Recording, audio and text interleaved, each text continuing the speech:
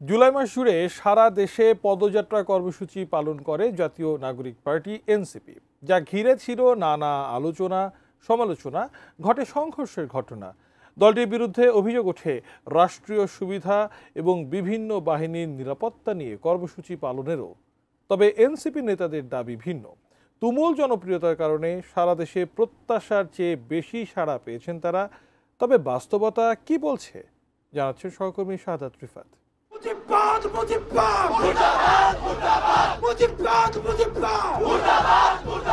প্রধান উপদেষ্টা ডক্টর মুহম্মদ ইউনূসের নেতৃত্বাধীন অন্তর্বর্তী সরকার গঠনের পর রাজনীতিতে নাম লেখান আন্দোলনে নেতৃত্ব দেয়া সমন্বয়করা গঠন করেন জাতীয় নাগরিক পার্টি এনসিপি। ফেব্রুয়ারিতে আত্মপ্রকাশের মাত্র 5 মাসের মাথায় তৃণমূলে দলকে বিস্তৃত করতে মাসব্যাপী পদযাত্রার ঘোষণা দিয়ে দেশের বিভিন্ন জেলা উপজেলায় যায় এনসিপির কেন্দ্রীয় নেতারা। তবে গণঅভ্যুত্থানকে পুঁজি করে ছাত্র ও শহর কেন্দ্রিক দলটি আসলে কতটা সফল সেই প্রশ্নে সন্দেহ রয়েছে রাজনৈতিক বিশ্লেষকদের। বিতর্ক রয়েছে পূর্ব ঘোষিত জুলাই পদযাত্রা গোপালগঞ্জে কেন মার্চ টু গোপালগঞ্জ হলো এ নিয়েও। আর এই কর্মসূচি ঘিরে সহিংসতা ও হতাহতের ঘটনা ইতিবাচক কোনো ফল দেয়নি। উল্টো এনসিপি নেতাদের বক্তব্য ঘিরে সংঘর্ষে প্রাণ গেছে অন্তত 5 জনের। এছাড়া কক্সবাজার সহ কয়েকটি জায়গায় বিএনপি সহ অন্যান্য রাজনৈতিক দলের সিনিয়র নেতাদের নিয়ে এনসিপি নেতাদের কটূক্তি ঘিরে বিতর্ক তৈরি হলে বাধার মুখে পড়েছিল তাদের কর্মসূচি। পরে আইন শৃঙ্খলা বাহিনীর সহযোগিতায় অন্য জেলার কর্মসূচিতে যায় এনসিপির নেতৃবৃন্দ। এছাড়া জোর করে স্কুল কলেজের শিক্ষার্থীদের এনসিপির পদযাত্রা অনুষ্ঠানে যেতে বাধ্য করায় বিক্ষোভ করতে দেখা গেছে কয়েকটি জেলায়। সাধারণ শিক্ষার্থীদের দাবি, লোকবল দেখাতে এমন প্রতারণার আশ্রয় নিয়েছে এনসিপি।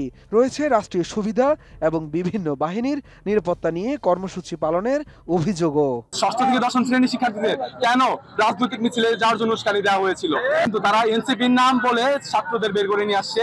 যারাই এটার সাথে জড়িত তারা জনসম্মুখে তাদের ক্ষমা চাইতে হবে। এখান থেকে বহু রাজনীতিবিদ এসেছে, কিন্তু কোন রাজনীতিবিদ বিন্দুবাসী ছাত্র নিয়ে রাজনীতি করতে পারে নাই। স্কুলের টিচারদের অবমাননা করে তারা আমাদের স্টুডেন্টদের বের করে নিয়ে গেছে। সবশেষ এনসিপির কর্মসূচি নিয়ে বিভিন্ন ঘটনা, নানা আলোচনার মধ্যেই গত 30 জুলাই নরসিংদী ও সাভারে মাসব্যাপী পদযাত্রা কর্মসূচি শেষ হয়। সেদিন নরসিংদীতে গিয়ে দেখা যায় সেখানে এনসিপির কর্মসূচি ঘিরে আইনশৃঙ্খলা রক্ষাকারী বাহিনীর সতর্ক অবস্থান।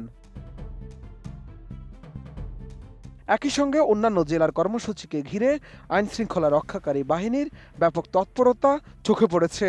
সমাবেশ স্থল তো বটেই, মিছিলের সামনে পেছনে এবং গুরুত্বপূর্ণ মোড়গুলোতেও নিরাপত্তা সুবিধা দিতে দেখা যায় পুলিশকে। সব মিলিয়ে সরকারি সুবিধা নিয়ে কর্মসূচি পালন করেছে এনসিপি, এমন আলোচনা ও অভিযোগ আছে বিভিন্ন মহলে।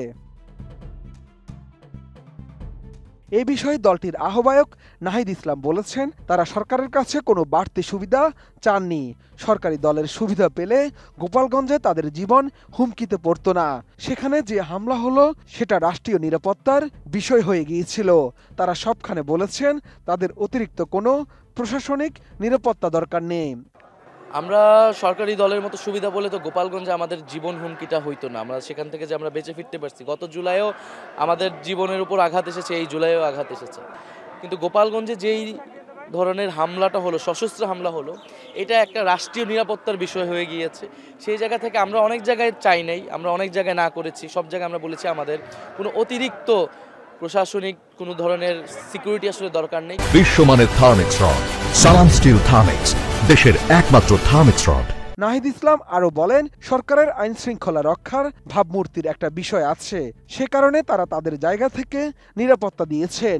এটা তারা চেয়েছেন এমন না, তারা জীবন হাতে নিয়েই অভ্যুত্থান করেছিলেন, এখন জীবন হাতে নিয়েই রাজনীতিতে নেমেছেন। এটা আসলে সরকার তার একটা ভাবমূর্তির বিষয় আছে, সেই জায়গা থেকে তারা তাদের জায়গা থেকে এটা দিচ্ছে। এটা কিন্তু আমরা তাদের কাছে চাইছি এরকম না। এবং আমরা এখনো মনে করি আমরা জীবনকে হাতে নিয়েই গণ অভ্যুত্থান করেছিলাম, রাজনীতিতেও নেমে। জুলাই পদযাত্রার সফলতা নিয়ে দল দলটির জ্যেষ্ঠ যুগ্ম সদস্য সচিব তাসনিম জারা গণমাধ্যমকে বলেন, এই পদযাত্রায় তারা মানুষের অভূতপূর্ব সাড়া পেয়েছেন। প্রত্যাশার চেয়েও অনেক বেশি সাড়া ও ভালোবাসা পেয়েছেন। তারা মানুষের কাছাকাছি গিয়ে তাদের কথাগুলো শোনার চেষ্টা করেছেন। তারা মানুষের কাছে যেসব সমস্যা পেয়েছেন সেগুলো ঘিরেই তাদের রাজনীতি হবে। মানুষের অভূতপূর্ব সাড়া পেয়েছি, প্রত্যাশার চেয়ে অনেক বেশি ভালোবাসা পেয়েছি। আমরা তাদের দোরগোড়ায় অনেক জায়গায় গিয়েছি, তাদের উঠানে কথা বলেছি, বিভিন্ন জায়গায় গিয়ে মানুষের সমস্যাগুলো বোঝার চেষ্টা করেছি, তাদের কথাগুলো শোনার চেষ্টা করেছি। আমাদের এই পদযাত্রা থেকে যেই অভিজ্ঞতাগুলো হলো, মানুষের কথাগুলো শুনতে পারলাম, এর ভিত্তিতেই যাতে আমাদের রাজনীতিটা হয়। এনসিপি এই পদযাত্রা কর্মসূচির মাধ্যমে কতটা গণসম্পৃক্ত হতে পারলো, এমন প্রশ্নে বিবিসিকে দেয়া এক সাক্ষাৎকারে ঢাকা বিশ্ববিদ্যালয়ের রাষ্ট্রবিজ্ঞানের অধ্যাপক ডাক্তার সাব্বির আহমেদ বলেন, গণসম্পৃক্ততা বা সমর্থন বুঝতে হলে নির্বাচন পর্যন্ত অপেক্ষা করতে হবে দলটিকে। শুরু থেকে যদি এনসিপির নেতারা পরস্পর বিরোধী বক্তৃতা বিবৃতি না দিত, কাউকে মৌখিকভাবে আক্রমণ না করত, তাহলে মনে হয় এই দলের একটা গ্রহণযোগ্যতা তৈরি হতো। এখন তাদের জনভিত্তি যে শুধু পদযাত্রার উপর নির্ভর করবে তা নয়, তারা কি করতে চায় সেটা কিন্তু মানুষের কাছে এখনো সেভাবে পৌঁছায়নি।